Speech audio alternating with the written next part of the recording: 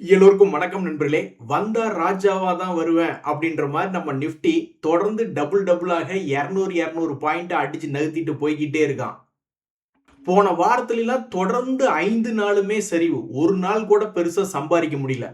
ஆனா இந்த வாரத்துல 200 பாயிண்ட் அடிச்சுக்கிட்டு இருக்குது நிஃப்டி. இவனையா போய் அவசரப்பட்டு திட்டிட்டோம் அப்படின்ற மாதிரி ஃபீல் பண்ண வச்சிருச்சு. இப்படியே ஏறிட்டே டபுளா 200 பாயிண்ட் ஏறிட்டே போனோம்னு வச்சுங்களேன், கூடிய விரைவில் பல பேர் லட்சமா லாபம் என்பது புக் பண்ணி விட்டுருவாங்க. அதுலயும் குறிப்பா நீங்க பாத்தீங்கன்னா மாசியா நீ ஐடி அப்படின்ற மாதிரி இன்ஃபோசிஸ் எல்லாம் 5% ஏறி இருக்கு. அதே மாதிரி நியூஜென் சாஃப்ட்வேர் ஒரு 6, சொனாட்டா சாஃப்ட்வேர் 7, என்ன எல்லாம் இந்த ஏர் ஃபர்ஸ்ட் சோர்ஸ் சொல்யூஷன்ஸ் அப்படின்ற டெக்னாலஜி கம்பெனி 12% ஏறி இருக்கான். சும்மா வருவாளா சுகுமாரி அப்படின்ற மாதிரி இந்த எஃப்எஸ்எல் ஷேர்ல இப்ப 40% லாபம் என்பது வந்திருக்கு. அது சும்மா கிடைச்சிருக்கா? அப்படி இல்லை. மிக மோசமாக இந்த எஃப்எஸ்எல் அவனுடைய செக்டர்ல ஒரு பெரிய கம்பெனியாக இருந்தாலும் கிட்டத்தட்ட ஒரு 50% கிராஷ் ஆயிடுச்சு. அதுக்கப்புறம் எத்தனையோ பேர் வந்து சரி 200 டேஸ் மூவிங் ஆவரேஜ் கீழே சீப்பா கிடக்குறான், இவன் வாழ்க்கையில என்னைக்காவது ஒரு சந்தோஷம் மலரும் அப்படின்னு சொல்லிட்டு 200 டேஸ் மூவிங் ஆவரேஜ்ல இருந்து ஒரு 30% சீப்பா கிடைச்சிருக்கு போதெல்லாம் பல பேர் எடுத்து வச்சிருந்திருப்பாங்க. அது மாதிரியான ஆட்களுக்கு இன்னைக்கு ஒரு அருமையான வியாபாரம் தான். ஆல்மோஸ்ட் 10% ஏறி இருக்கு இந்த ஃபர்ஸ்ட் சோர்ஸ் சொல்யூஷன்ஸ். இந்த நேரத்துல தான் ஒரு நண்பர் எதையும் பிளான் பண்ணி பண்ணணும் அப்படின்ற மாதிரி அவருடைய பொண்ணு கல்யாணத்துக்கு இன்னொரு 5 வருஷத்துல ஏதாவது ஒரு செலவுக்கு உபயோகம் தரும்படி ஏற்கனவே 1500 விப்ரோ ஷேர் வச்சிருக்காரு. அது கூட இன்னொரு 500 சேர்த்து மொத்தமா நான் ஒரு 2000 ஷேர் வச்சுக்க போறேன். எனக்கு அது மாதிரி ஒரு பண தேவை என்பது இருக்கு. என்னுடைய பொண்ணுக்கும் எப்படின்னு ஒரு சில வருடம் கழிச்சு மாப்பிள்ளை தேடத்தான் போகணும். அப்பெல்லாம் நம்ம பெரிய ஆள் ஆயிடுவோம். வணக்கங்க மாமா அப்படின்னு கும்பிடுவாப்ல. ஸோ இந்த நண்பர்களுடைய பாதையிலேயே நானும் போகலான் இருக்கேன். நம்மளால முடிஞ்சது ஏதோ ஒரு 200 300 வாங்கி வச்சுக்கலாம் தான் நானும் பார்க்குறேன். இதுல இந்த விப்ரோவை பற்றி ஒரு தகவல் என்ன அப்படின்னு பாத்தீங்கன்னா, அதனுடைய பழைய ஹை 2021 இருந்த ஹையை வந்து பிடிக்கணும்னா கூட ஆல்மோஸ்ட் ஒரு 100% என்பது ஏறணும். உங்களுக்கு தெரியாது இல்ல, எந்த ஷேர் எப்ப ஏறுவானே சொல்ல முடியாது. இப்ப அந்த டெக்னாலஜி பங்கு ஃபர்ஸ்ட் சோர்ஸ் சொல்யூஷன்ஸ் அப்படின்ற பங்கு 40% தன்னுடைய லோல இருந்து ஏறி இருக்கான். இன்ஃபோசிஸ் ஏறி இருக்கான், டிசிஎஸ் ஏறி இருக்கான். சோ எந்த ஷேர் எப்ப ஏறும்னே தெரியாது. நம்ம ஏதாவது ஒரு முயற்சி என்பது எடுக்கத்தான் வேணும். அந்த காலத்துல குழந்தை பிறந்தோன்னே ஏதாவது அவுட்டர்ல லேண்ட் இது வாங்கி போடுவாங்க, கல்யாண செலவுக்கு ஆகட்டுமே, படிப்பு செலவுக்கு ஆகட்டுமே. இப்பெல்லாம் நம்ம போய் அவுட்டர்ல லேண்ட் வாங்க முடியுமா? கோடிக்கணக்கில் வேணும்ன்றாங்க. கடைசிக்கு நீ வந்து ஒரு வானம் பார்த்த பூமி, அது ஒண்ணுமே இல்லை, காட்டுக்குள்ள இருக்கு, அதை வாங்கினா கூட நீ 10 லட்சத்தை கொண்டு வா, 20 லட்சத்தை கொண்டு வா அப்படின்றாங்க. அதனால நானும் இந்த நண்பனுடைய பாதையிலேயே போய் பொண்ணுடைய மேரேஜ் செலவுக்கு ஏதாவது பணம் சேர்த்தறதுக்கு இப்பவே ஏதாவது ஐடியா பண்ணலாமான்னு தான் நானும் பாக்குறேன்.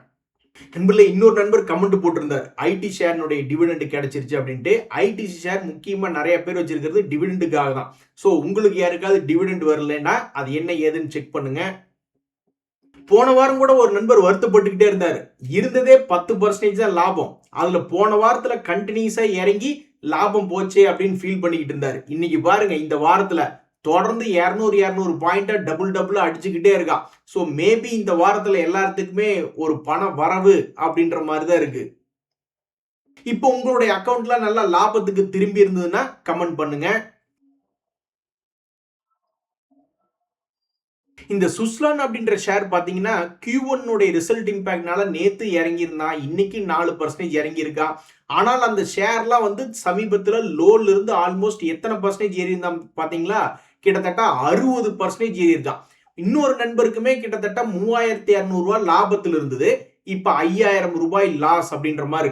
இந்த நேரத்துல நான் பல லட்சம் பேர்த்தினுடைய கமெண்ட் படிச்சதுல வந்து என்ன ஒரு முக்கியமான தகவல்னா, எத்தனையோ பேர்த்துக்கு பல்வேறு பங்குகள் எடுத்துனே அல்லது பாதிக்கும் மேற்பட்டவர்களுக்கு திடீர்னு ஏதாவது பங்குகள் எடுத்ததுக்கு அப்புறம் ஒரு 5% எல்லாம் ஏறான். நிறைய பேர் வாங்கினதுக்கு அப்புறம் ஒரு 5% எல்லாம் கண்ணில் பாக்குறாங்க. ஆனா அது என்ன ராசினே தெரியல, +5 இருக்கிறவன் திடீர்னு -40 போயிடுறான். அப்படின்னு நடக்குது. ரொம்ப ரேரா தான். எண்ணிக்கையை கவுண்ட் பண்ணி பார்த்தோம்னா ஒரு 100 பங்குகளுக்கு ஒரு 10 பேர் 20 பேர் தான் தொடர்ந்து மேலே ஏறி 40%, 50%, 100% லாபம் தரான். அதுக்கும் பல காலம் வெயிட் பண்ண வேண்டியதா இருக்கு. ஆனால் இறங்குறவனுடைய ஆவரேஜ் வந்து சர்வ சாதாரணமா 40-50% எல்லாம் இறங்கிடுது. ஸோ ஸ்டாக் மார்க்கெட்டை பொறுத்த வரைக்கும் ப்ராஃபிட் புக்கிங் ரொம்ப முக்கியம் பிகிலு அப்படின்ற மாதிரி தான். வாழ்த்துக்கள் நண்பா அப்படின்ற மாதிரி இன்னைக்கு ரிசல்ட் வரக்கூடிய பல பங்குகள் பல பேர்த்தினுடைய போர்ட்ஃபோலியோ இருக்கும். அதெல்லாம் நாளைக்கு ரிசல்ட் இம்பாக்ட்னால ஒரு 10-20% ஏறிச்சுன்னா நல்லா தான் இருக்கும். அந்த வகையில வந்து இறங்குச்சுன்னா கும்பாதான். ஸோ அந்த வகையில வந்து இன்னைக்கு ரிசல்ட் கொடுக்கக்கூடிய பங்குகள்ல வந்து எத்தனையோ பங்குகள் அதுவும் முக்கியமான பங்குகளாக இருக்கிறது. இதெல்லாம் நாளைக்கு பெரிய அளவுல ஏறிச்சுன்னா மகிழ்ச்சி என்பது வரும், இறங்குச்சுன்னா துக்கம் தான். நேத்து ரிசல்ட் கொடுத்ததுல பாத்தீங்கன்னா பெரிய ஆளுங்க எவனுமே பெருசா ஏறல. ஒரு 3% 4% அப்படின்னு பாசிட்டிவ்ல சுத்திக்கிட்டு இருக்காங்க. L and T share, Hindustan Unilever, VBL எல்லாம் ஒரு பிளஸ் 3% 4% சுத்திக்கிட்டு இருக்காங்க. ஆனா பெயர் சொல்லும் பிள்ளையாக 10%க்கு மேல எல்லாம் ஏறணும் அப்படின்ற மாதிரிலாம் பார்த்துட்டு இருந்தோம்னு வச்சுங்களேன். இந்த பரதீப் பாஸ்பேட் அப்படின்றது நிப்டி டோட்டல் இண்டெக்ஸ்ல இருக்கக்கூடிய ஒரு பங்கு தான். இந்த ஃபெர்டிலைசர் ஸ்டாக்ஸ்ல என்ன சொல்றாங்கன்னா, வார் நடக்கிறதுனால ஷிப்மெண்ட்லாம் முன்ன இருக்கும், ரா மெட்டீரியலுக்கு என்ன பண்ண போறாங்களோ அப்படி இப்படின்ற ஒரு பரபரப்பான செக்டர்ல இருக்கக்கூடியதான் இந்த பரதீப் பாஸ்பேட். அதனுடைய ரிசல்ட் சீசன்ல நீங்க பார்க்கும்பொழுது அவங்களுடைய சேல்ஸ் என்பது எக்கச்சக்கமாக இம்ப்ரூவ்மெண்ட் என்பது ஆயிருக்கு. 2023க்கும் இப்ப இருக்கிற சேல்ஸுக்கும் ஆல்மோஸ்ட் டபுள் பண்ணியிருக்காங்க. அதே மாதிரி இந்த பரதீப் பாஸ்பேட்ஸ்னுடைய லேட்டஸ்ட் குவார்டர்லி ரிசல்ட்ஸ் என்பது 393 கோடி.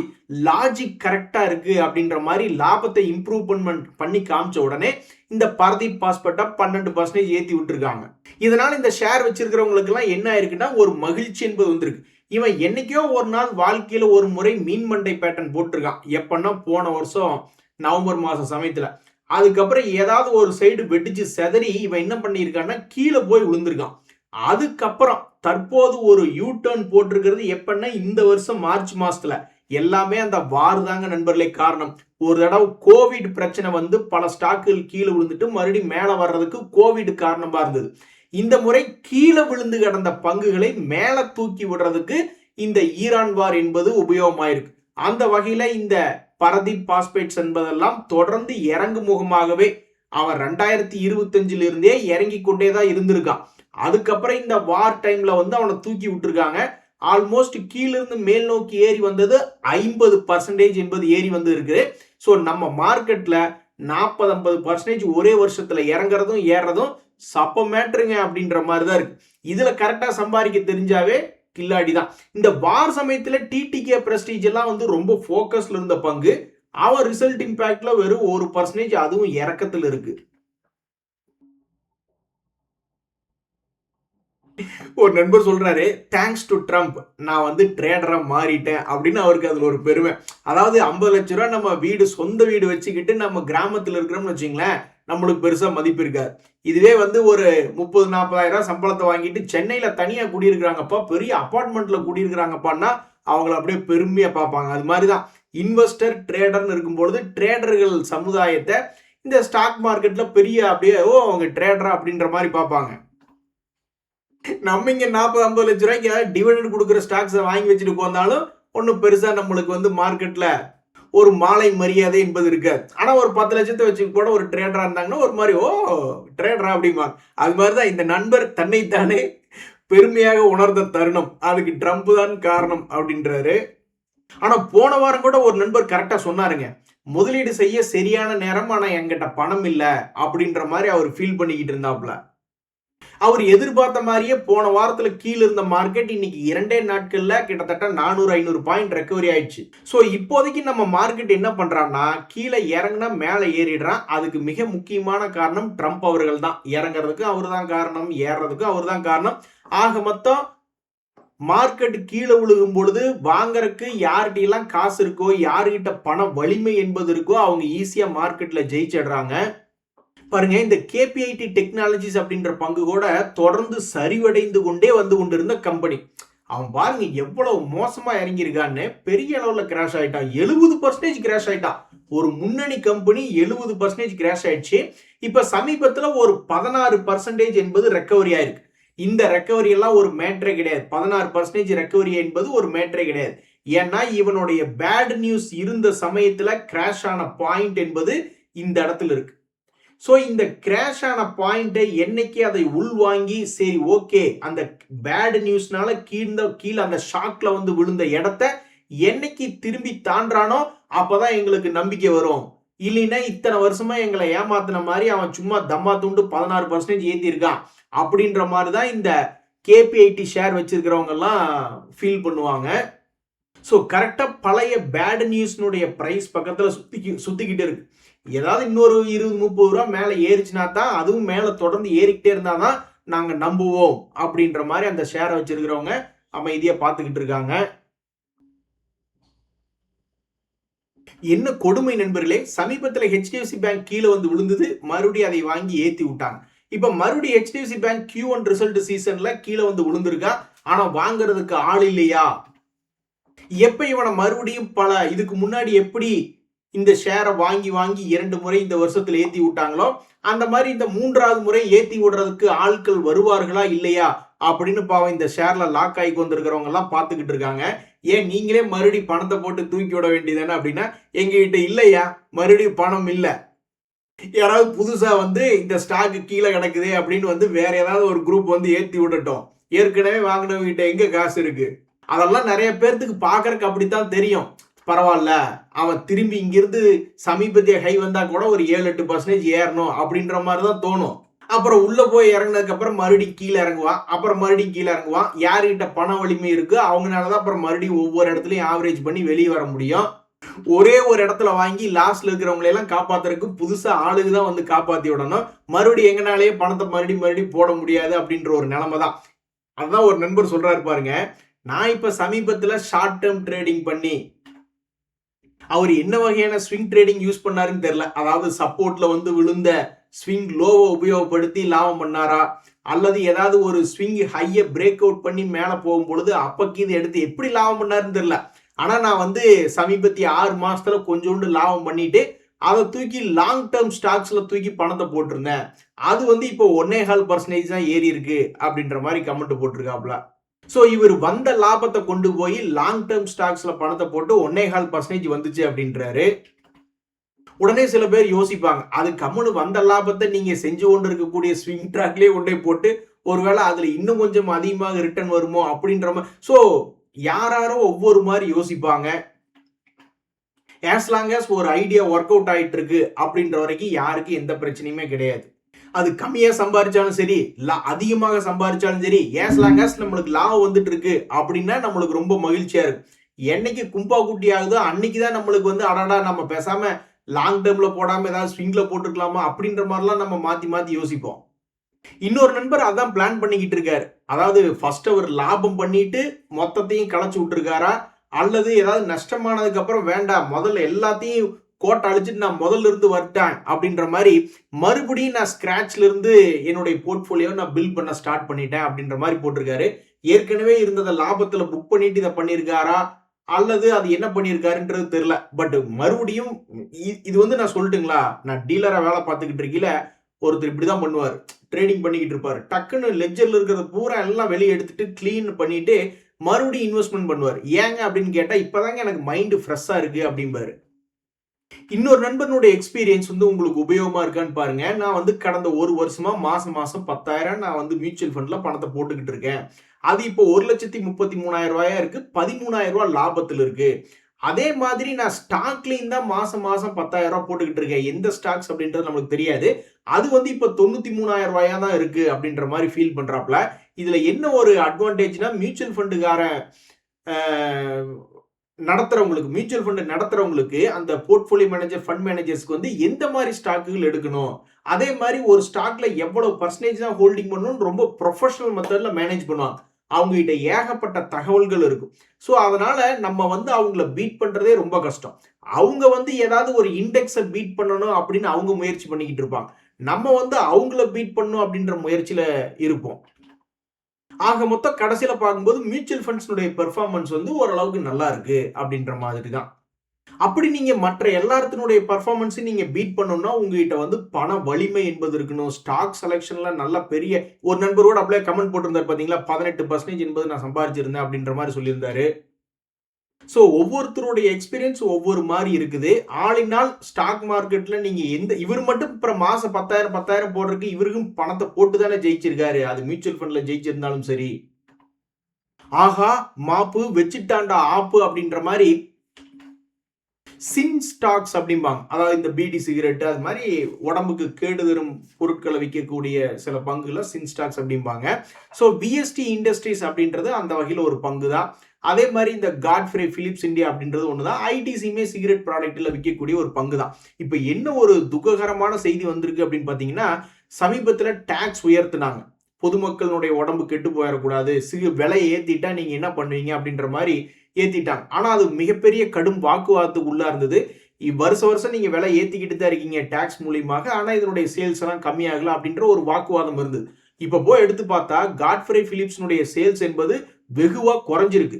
அவர்கள் லாபம் எல்லாம் 300 கோடி 500 கோடி லாபம் பார்த்துக்கிட்டு இருந்தவங்க இப்ப வெறும் 198 கோடி தான் லாபம் பார்த்திருக்காங்க. அதே மாதிரி இந்த விஎஸ்டி இண்டஸ்ட்ரீஸ் அப்படின்றதனுடைய சேல்ஸ் என்பது பார்க்கும்பொழுது இது பயங்கரமா குறைஞ்சிருக்கு. வெறும் 256 கோடி தான் இதனுடைய சேல்ஸாக இருந்திருக்கு. அப்புறம் இதனுடைய லாபம் என்பது எப்பவுமே ஒரு 50 கோடி 60 கோடி பண்ணிக்கிட்டு இருப்பாங்க. இப்ப வெறும் 42 கோடி தான் பண்ணியிருக்காங்க. So there is some impact. இதே மாதிரி நம்ம தமிழ்நாட்டிலுமே இவங்க என்ன பண்ணணும்னா டாஸ்மாக்ல பூரா எல்லாம் வரியை போட்டு தள்ளணும். ஸோ விலை ஏறும் பொழுது எட்டாக்கனியாக இருக்கும் பொழுது சேல்ஸ் என்பது குறையுது அப்படின்றதுல மாட்டு கருத்து இல்லை. அதே சமயம் இந்த இடத்த விட்டுட்டு வேற எங்காவது சீப்பா ஏதாவது இதே ரேட்டு கிடைக்குது அப்படின்ற மாதிரி மக்கள் போயிடக்கூடாது. ஸோ ஆளினால் ஸ்டாக் மார்க்கெட்ல ஒரு செக்டர் அடி வாங்கியிருக்கு அப்படின்னா இந்த சிகரெட் செல் பண்ணக்கூடிய செக்டர் தான். நண்பர்களே, டாடா குரூப் கம்பெனிகள்லயே நிறைய கம்பெனிகள் இறங்குவதும் ஏறுவதுமாகவே தான் இருந்துகிட்டு இருக்கு. பெரும்பாலும் அந்த கம்பெனிகள் அந்த மாதிரி தான் இருக்கு. டிடிஎம்எல்னு ஒரு கம்பெனி இருக்கு, லாபம் செய்யாத பங்கு. அதுவுமே கூட அப்பப்ப கீழே இறங்குவதும் ஏறுவதுமா இருக்கும். இந்த ரேலிஸ் இந்தியா என்பது ஒரு லாபம் செய்யக்கூடிய ஷேர் டாடா குரூப்ல. இந்த ரேலிஸ் இந்தியா சமீபத்தில் என்ன பண்ணியிருந்தது 2025க்கு 26க்கும் பார்த்தீங்கன்னா இறங்குவதும் ஏறுவதும் இறங்குவதும் ஏறுவதுமாகவே இருந்துட்டு இருந்தது. இப்போ மறுபடியும் இந்த ரேலிஸ் இந்தியா சம்பாரிச்சு கொடுத்ததுக்கு அப்புறம் கீழே விழுந்திருக்கான். எவ்வளவு பர்சன்டேஜ் சீப்பா விழுந்திருக்கான் 200 டேஸ் மூவிங் ஆவரேஜ்னா 15% சீப்பா விழுந்திருக்கான். இதுக்கு முன்னாடி போன முறை எவ்வளவு தூரம் கீழே 21% இறங்கிட்டு அப்புறம் மேல் நோக்கி ஏறினா, அப்புறம் மறுபடியும் இன்னொரு முறை ஒரு 15% இறங்கிய பிறகு மறுபடியும் ஒரு ஏறியது. ஸோ இந்த முறை இந்த ரேலிஸ் இந்தியா என்ன செய்ய போகிறது, தொடர்ந்து இன்னும் கொஞ்சம் கீழே இறங்கிட்டு அதுக்கப்புறம் மேல வருமா, ஒரு கம்பேக் கொடுக்குமா, என்ன ஆகும் என்பது பொறுத்திருந்து தான் பார்க்கணும். அதே மாதிரி நண்பர்களே, நம்மளுக்கு தெரியாது இல்ல, ஹாஸ்பிட்டல் செக்டர் ஓரளவுக்கு மேல் நோக்கி வந்து கொண்டிருந்த செக்டர். இப்பவும் கூட எத்தனையோ கீழே விழுந்த பங்குகள் ஹாஸ்பிட்டல் செக்டரை சார்ந்தது மேல் நோக்கி ஏறிச்சுன்னு பார்த்துக்கிட்டு இருந்தோம். இந்த இந்திரா மெட்கோல யாரெல்லாம் ஷேர் ஹோல்டர்ஸ் அப்படின்னு பாத்தீங்கன்னா, அதுல நம்மளுடைய கவர்மெண்ட் இருக்கு. President of India 26%, Apollo hospitals 22%. இதுல இந்த அப்பல்லோ ஹாஸ்பிட்டல்ஸ் தனியா அதனுடைய பங்கு பாத்தீங்கன்னா இருக்கிறதுலே உச்சத்துல போய்கிட்டு இருக்கான். இதுவும் என்ன லாபம் செய்யாத பங்கா கிடையாது. இவங்கிட்டையும் இந்த இந்திரபிரஸ்தா மெடிக்கல் கார்பரேஷன் அப்படின்ற பங்குலையுமே அதனுடைய லாபம் என்பதெல்லாம் முதல்ல இருந்ததை விட டபுள் மடங்கெல்லாம் பண்ணியிருக்கான். 20 கோடி லாபத்துல இருந்து தற்போதெல்லாம் 40 கோடி அப்படின்ற மாதிரி லாபத்தை கொடுத்துக்கிட்டு இருக்காங்க. இப்படி இந்த மாதிரி இந்த பங்கு சமீபத்திய குவார்டர்கள்ல லாபம் என்பது கொடுத்து கொண்டு இருந்தாலும் இவனை மேல ஏத்த மாட்டேன்றாங்க. தற்போதைக்கு 52 வீக் லோல இருக்கு. அதுக்கு என்ன வேணாலும் காரணம் இருக்கலாம். சில பேர் என்ன நினைப்பாங்க, இந்த இந்தியன் ஓவர்சீஸ் பேங்க்ல ஒரு நண்பர் ரொம்ப படாதபாடு பட்டுக்கிட்டு இருக்காரு. ஏன் அப்படின்னா, அந்த பங்கினுடைய விலை கொஞ்சம் மேல ஏறினாலும் உடனே ஆஃபர் ஃபார் சேல்க்கு இது ஏதாவது போடுறாங்க, அப்படி அதுவும் டிஸ்கவுண்ட்ல போடுறாங்க, கும்பா பாடிட்டது அப்படின்ற மாதிரியான ஒரு காரணமா. ஸோ என்ன ஒரு காரணத்தினால ஹாஸ்பிட்டல் செக்டர்ல இருக்கக்கூடிய இந்த இந்திரபிரஸ்தா மெடிக்கல் அப்படின்ற பங்கு, அதுவும் லாபம் செய்யக்கூடிய பங்கு ஏறாம இருக்கு அப்படின்றது யாருக்கும் தெரியல. கடைசியா வால்யூம் ஏதாவது இன்ட்ரெஸ்டா இந்த ஷேர்ல ட்ரேட் பண்ணியிருக்காங்களா அப்படின்னு பார்த்தோம்னா, அது போன அக்டோபர் மாசம் 2025ல தான் அதிகமான டிரான்சாக்ஷன்ஸ் என்பது நடந்திருக்கு. ஒருவேளை அப்ப எல்லாம் லாபத்தை புக் பண்ணிட்டு போயிட்டாங்களா சில குரூப் அப்படின்றது தெரியல. எப்பவுமே குரூப்பா தான் வருவாங்க, குரூப்பா போயிடுவாங்க. ஸோ இந்த இந்திரபிரஸ்தா மெடிக்கலுக்கு எப்போ ஒரு நல்ல காலம் வரும் என்பது பொறுத்து இருந்தா பார்க்கணும். இன்றைய தகவல் அனைத்து உங்களுக்கு உதயம் எனக்கு மகிழ்ச்சி தான். ரொம்ப நன்றி, வணக்கம்.